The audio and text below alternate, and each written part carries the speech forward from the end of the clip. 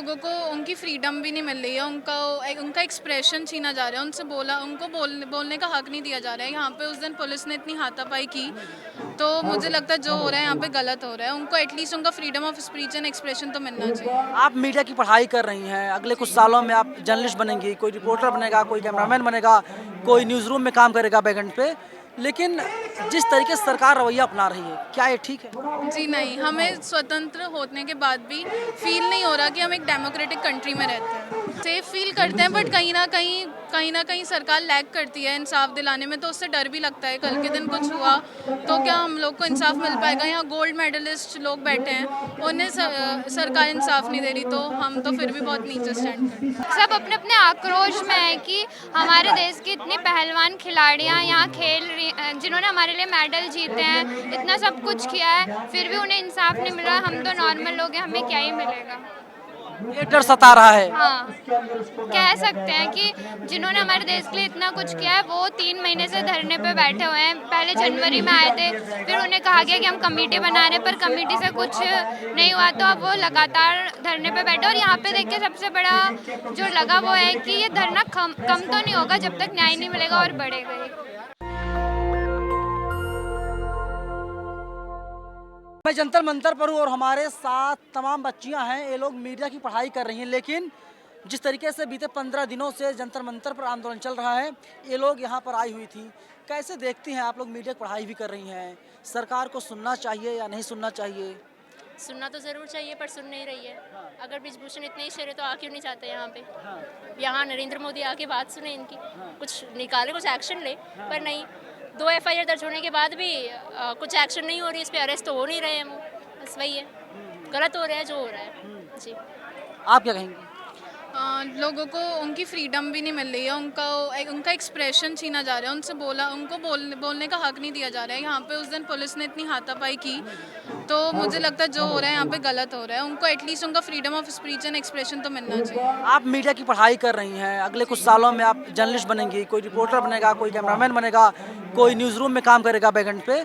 लेकिन जिस तरीके से सरकार रवैया अपना रही है, क्या ये ठीक है? जी नहीं, हमें स्वतंत्र होने के बाद भी फील नहीं हो रहा कि हम एक डेमोक्रेटिक कंट्री में रहते हैं। कहाँ की रहने वाली हैं आप? जी नोएडा। नोएडा, उत्तर प्रदेश। दिल्ली में रहती हैं? जी, वैसे मैं उत्तराखंड को बिलोंग करती हूँ। उत्तराखंड बिलोंग करती हैं, लेकिन क्या खुद को सेफ रख पाती हैं आप?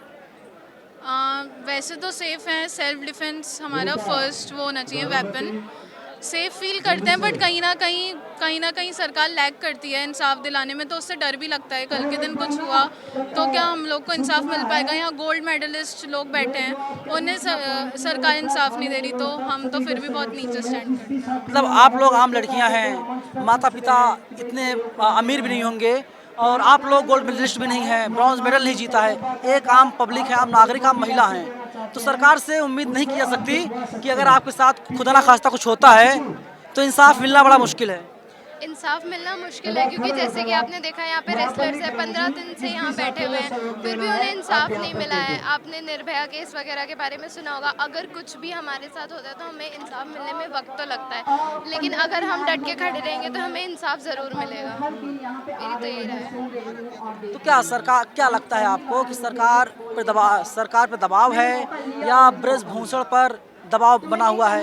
थोड़ा मुश्किल है कि उन पे दबाव है कि नहीं है, क्योंकि शुरू में उनका स्टेटमेंट आया था कि जब तक उनके हाथ में FIR की कॉपी नहीं आएगी तब तक वो अपनी रिज़ाइन नहीं करेंगे अपनी पोस्ट से। तो मुझे लगता है उन पे दबाव है भी और नहीं भी है, डिपेंड करता है सिचुएशन। कौन सा कोर्स कर रही हैं मॉस्कॉम का? हम जर्नलिज्म एंड मास कम्युनिकेशन का कोर्स कर रहे हैं। बैचलर है? बैचलर्स, हाँ, फर्स्ट ईयर है हमारा। फर्स्ट ईयर में है, सेकंड सेमेस्टर। हाँ जी। तो क्या चर्चा है कॉलेजों में? आप लोग लड़कियां हैं और लड़कियों का, महिलाओं का, पहलवानों का आंदोलन चल रहा है। कॉलेज में भी मतलब हम जैसे जर्नलिज्म के स्टूडेंट हैं तो हमें सारी अप टू डेट खबरें मिलती रहती है। हम न्यूज़ वगैरह जब पढ़ते हैं तो हमें सारी चीज़ें पता चल पाती है। तो कॉलेज में इन सब चीज़ों के बारे में डिस्कशन होता है, तभी तो हम यहाँ आए हैं। हम चीज़ें ये सब कवर कर रहे हैं ताकि हमें और जो जानकारी यहाँ से बाहर नहीं जा पा रही है वो ये सारी बातें हम लोगों तक पहुँचाएँ, सरकार तक पहुँचाएँ, सारी बातें हम यहाँ से बाहर लेके जाएँ, यही हमारा काम है। तो हम सारा बेसिकली हम यहाँ पे एक्सपीरियंस लेने आए हैं, साथ ही साथ हम लोगों की आवाज़ बाहर तक पहुंचा रहे हैं, सरकार तक पहुंचाने की कोशिश कर रहे हैं। सेल्फ डिफेंस में आप लोग क्या करते हैं? सेल्फ डिफेंस में हम लोग हमेशा अपने बैग में एक पेन या फिर स्प्रे पाउडर रखते हैं कि शायद कभी, क्योंकि आप सब जानते हैं इंडिया में कोई सेफ नहीं है। यहाँ चाहे लड़कियाँ छोड़ो, लड़के भी सेफ नहीं है। बट यहाँ पे जो ब्रिजभूषण की हरकत है, कोई आम आदमी होता तो शायद उसके साथ जो होता हम सोच भी नहीं सकते। वो शायद एक बीजेपी का मेंबर है, इस वजह से ऐसा हो रहा है। अगर कोई आम आदमी होता तो शायद उसके साथ बहुत कुछ गलत हो पाता। क्या करते हैं सेल्फ डिफेंस में आप? सेल्फ डिफेंस में हम कुछ ऐसे हथियार रखते हैं जिससे उसको ज़्यादा नुकसान ना और हम अपना बचाव कर सकें, जैसे कि स्प्रे हो गया। और सेल्फ डिफेंस में हम कुछ सीख सकते हैं, जैसे जूडो कराटे सीख सकते हैं, जिससे हम अपने आप को सेल्फ डिफेंस कर सकते हैं। उन लड़कियों से क्या कहेंगी जो गांव में हैं, जो आपको देख रही हैं?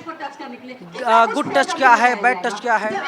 ये जो सबसे पहले हमें अपनी बेटियों को पढ़ाना पड़ेगा, सशक्त बनाना पड़ेगा, उन्हें समझाना पड़ेगा कि हमारे लिए क्या सही है क्या गलत है। अपने लिए आवाज़ उठाना आना चाहिए, सबसे ज़रूरी अपने लिए आवाज़ उठाना चाहिए। बहुत सारी लड़कियां होती हैं कि अपनी आवाज़ नहीं उठाती, कहती है हम अगर अपने घर में बताएंगे तो क्या सोचेंगे, पर नहीं, अपने अधिकार के लिए अपनी आवाज़ उठानी चाहिए। गुड टच बैड टच के बारे में क्या कहेंगे? तमाम माता पिता ऐसे हैं जो अपने बच्चियों को, अपने बेटियों को नहीं बताते, उन्हें शर्म आती है, डरते हैं। समाज क्या कहेगा? एक बार क्वेश्चन रिपीट करिए। गुड टच और बैड टच पेरेंट्स को बताने में अगर शर्म आती है तो आजकल हमारी जो किताबें हैं उसमें नर्सरी से लेके किताबें। बैड टच का मतलब है अगर कोई हमें गलत तरीके से छूता है जिसमें आपको सेफ नहीं होता तो आपको एक हेल्पलाइन नंबर दी जाती है, आप उस पर कॉल करिए, फैमिली को बताइए। गुड टच होता है जैसे कि फैमिली आपको हक कर रही है, कोई कर रहा है। पर बैड टच में जब आप सेफली फील नहीं करते हो वो बैड टच होता है। और मुझे ऐसा लगता है कि हर माता पिता को अपने बच्चों को ये सब बताना चाहिए और स्कूलों में भी ये सब चीज़ की अवेयरनेस होनी चाहिए। क्या क्या ऑब्जर्व किया यहाँ पर आकर के आपने? यहाँ पे ऑब्जर्व किया है कि जैसे सब लोग यहाँ पे एक सरकार के खिलाफ गरमाए हुए हैं। जैसे कि हमारी सरकार ने दिया है बेटी बचाओ बेटी पढ़ाओ का नारा दिया है, पर वो नारा कहाँ है? सब अपने अपने आक्रोश में है कि हमारे देश की इतनी पहलवान खिलाड़ियाँ यहाँ खेल रही, जिन्होंने हमारे लिए मेडल जीते हैं, इतना सब कुछ किया है, फिर भी उन्हें इंसाफ नहीं मिला। हम तो नॉर्मल लोग हैं, हमें क्या ही मिलेगा? ये डर सता रहा है। हाँ, कह सकते हैं कि जिन्होंने हमारे देश के लिए इतना कुछ किया है वो 3 महीने से धरने पे बैठे हुए हैं। पहले जनवरी में आए थे, फिर उन्हें कहा गया कि हम कमेटी बना रहे हैं, पर कमेटी से कुछ नहीं हुआ तो अब वो लगातार धरने पे बैठे। और यहाँ पे देख के सबसे बड़ा जो लगा वो है कि ये धरना कम तो नहीं होगा जब तक न्याय नहीं मिलेगा और बढ़ेगा ही। जो है कि आप दिल्ली बेस्ड हैं, दिल्ली से बाहर?